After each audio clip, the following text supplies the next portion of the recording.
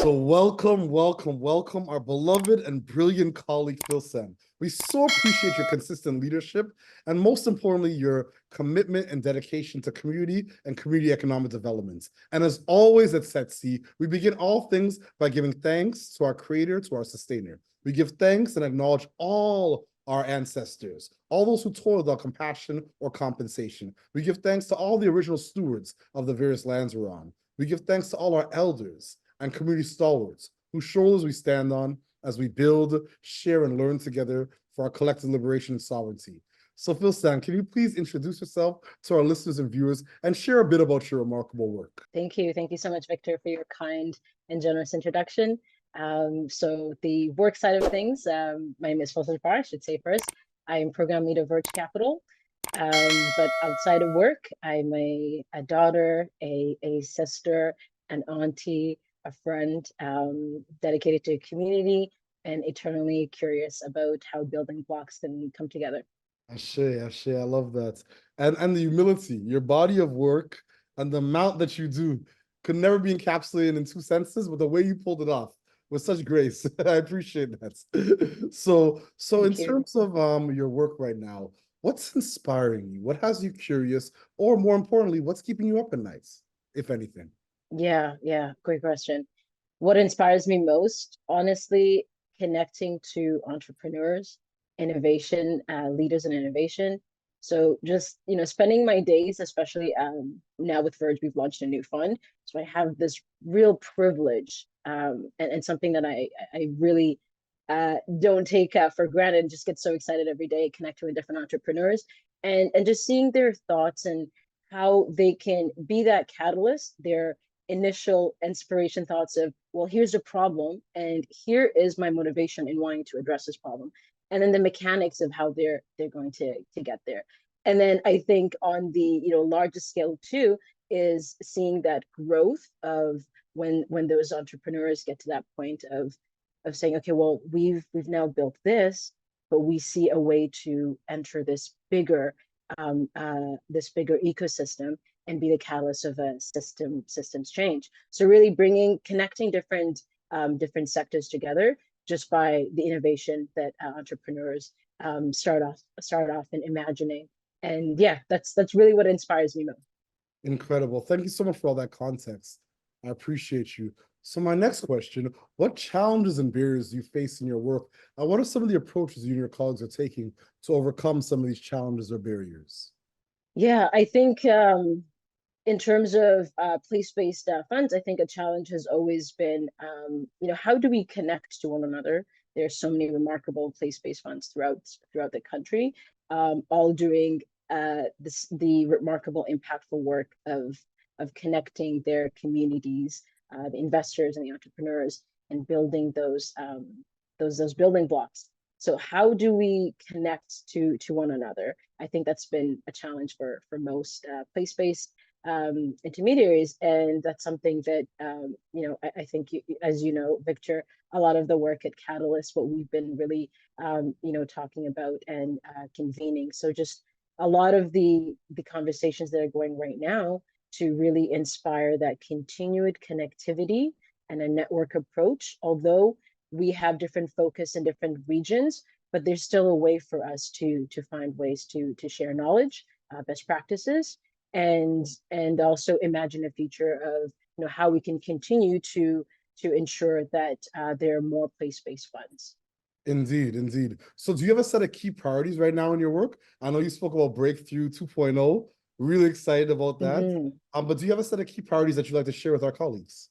Yeah, absolutely. So with our new fund, Breakthrough Fund 2, which we launched in the fall, our number one priority for this portfolio is really collaborating and supporting with entrepreneurs from underrepresented communities and also affordable housing. So that's obviously a very big crisis throughout the country, and climate action projects. So those are three key priorities for our Breakthrough Fund 2. Thank you so much. So my next question, how do you feel about the future of place-based investing or just impact investing in Canada? Are you hopeful? Are you optimistic? Are you pessimistic? How do you feel? I'm always an optimist. And I think we have great reason to be optimistic with what we're seeing in the wider ecosystem right now. I think there's a lot of patience also that needs to accompany that optimism, and we are really in the early stages of building blocks of our sector. So we obviously have a long way to go when we look at other geographical places. So if we're looking at the United Kingdom, if we're looking at America, if we're looking at Latin America, there's so many different places. We're looking at a lot of remarkable work being done in Africa. So there's so much that we can aspire to, but I think we are just in a remarkable space where we can feel, at least I can feel the energy, the optimism, and then people coming together who are really integral parts of different spaces in our ecosystem.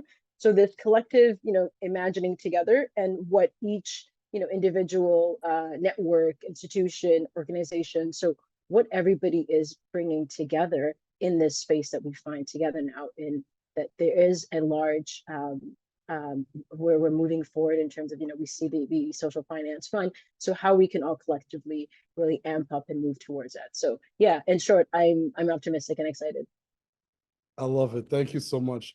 I'm the same way. I think as a husband and father of four, I don't have choice. I don't have a choice. I have to be optimistic for the future of the planet, despite what I see and hear on the news and on Democracy Now! Every day. But with that being said, my next question: what is your ultimate goal, and what does success look like and feel like to you and your colleagues? Yeah, success. I mean, success. When I think of what success looks like, I have to think in different ways, from a micro to a macro.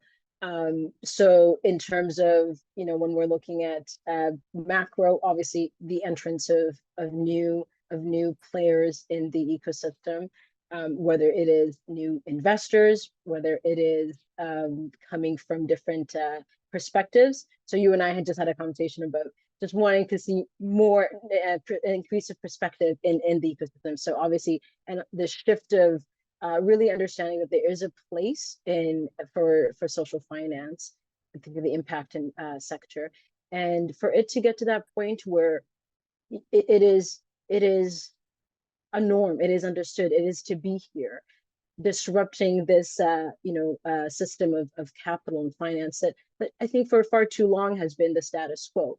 So really seeing that it's not an alternative anymore, but it is here, and this is a reality, right? And so I think from a micro perspective too, it is when we think about community and community finance, who else is at the table, right? So when we're thinking about, and in this sense, I'm speaking to in place-based funds. So really seeing the emergence of new funds, different communities coming forth, and really the imagination of different ways of distributing capital. And I think when we talk about success, both micro and macro, if it isn't based on equity, then the success is really not there. Ashe, I couldn't agree more. Thank you for that. So my last question: do you have any closing thoughts or calls to action for our listeners and our viewers? Yeah, and I think this also has me thinking about a lot what I've been thinking about personally too. Some personal calls to actions, things that I've kind of been telling myself, hey, this is something I need to really spend a lot of time and attention. And that's thinking of ways as how we as individuals can also participate. And when I say that, I mean as retail investors, right? So there's a lot of great products and opportunities that we're seeing emerge from different communities throughout the country, whether it's a community bond, whether it's something in the outcomes finance, but how we can participate. So there's so many opportunities, but I think when we also think about shifting the perception of who is an investor and who can be an investor, these are ways that we as individuals can also participate there. So really supporting these community initiatives and taking part as retail investors. That's a call to action that I personally am just telling myself these days, and I think that's something that would be great for all of us to consider. Ashe, I couldn't agree more. Thank you so much, Filsan, for everything that you do for so many. And I greatly appreciate your consistent solidarity, grace, compassion, empathy, and this is the level of authenticity that you consistently bring to this work, but most importantly, your solidarity. Whenever we call, you're there, and you're there for community, and this is vocational work for you. And I just appreciate you for all that you stand for. I've worked alongside you at many tables at Catalyst Community Finance and others, and I just really appreciate you in so many ways. Thank you. Thank you. Thank you, Victor. Always a pleasure. And again, thank you so much for your generous, kind words. Indeed, indeed. And as always at Setsi, we close the way we began by giving thanks to our creator, our sustainer, by giving thanks and acknowledging the original stewards of the various lands we're on. We give thanks and acknowledge all our ancestors, all those who toiled, like compassion or compensation. We acknowledge all our elders and community stalwarts whose shoulders we stand on as we build, share, and learn together for our collective liberation and sovereignty. Thank you, fam.